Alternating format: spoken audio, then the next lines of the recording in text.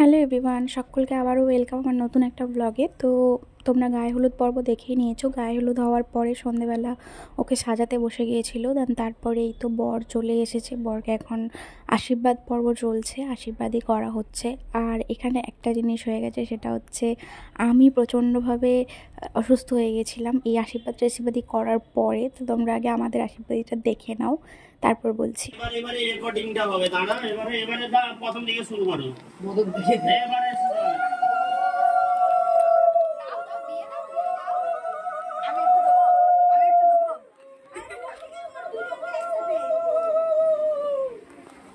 শোন না, মেয়েটার পেছনে দাঁড়িয়ে থাকিস কেন? একসাথে দুজনে জামাইবাবু আর দিদি একসাথে দাঁড়াও না, ছবি হবে। দিদি হাত একটু দাও, দিদি খাই না। এই দিদি দাও দাও দাও খাই একটু জল খাইয়ে দাও। মোবাইলটা সরাও না একটু।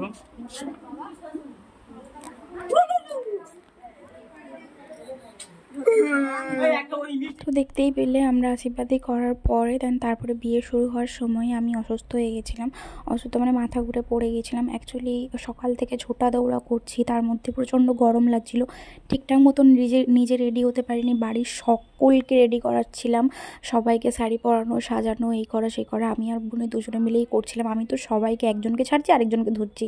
আর ও বোনই তো ব্রাইডকে নিয়েই পড়েছিল, ওকে নিয়েই সারাক্ষণ পড়েছিল, নিজে রেডি হওয়ার একদম সময় পায়নি। তো যাই হোক, আমি সেরকমভাবে ভিডিও করতে পারিনি, কিছুই করতে পারিনি, শুধু সাত পাকে করার সময় একটুখানি ভিডিও করেছিলাম। দেন তারপরে আমি শাড়িটারি চেঞ্জ করে, মানে বাজে অবস্থা হয়ে গেছিলো আমার পুরো। এই যে আমাদের কোণেকে দেখে নাও। আর কিছু পিক দিয়ে দিলাম, যেটা আমরা রাত্রেবেলা 12টা-1টার দিকে তুলেছি। তো এই যে আমরা সব বোনেরা মিলে, মাসিরা মিলে, সবাই মিলে ছবি তুলেছি। তো যাই হোক, আমার বরমশাইও এসেছিলো আর সবাই মিলে খুব মজা করেছিলাম রাত্রের দিকে, কারণ সন্ধ্যে থেকে আমি প্রচণ্ড অসুস্থ ছিলাম, কিছুই করতে পারিনি। তো যাই হোক, কেমন লাগলো জানিও ব্লগটা। আর ভালো লাগলে অবশ্যই লাইক, শেয়ার অ্যান্ড সাবস্ক্রাইব করে দিও। কিছু পিক দিয়ে দিলাম, ভিডিও দেখাতে পারলাম না, তার জন্য সরি। আজকের মতন এখানেই টাটা, বাই বাই।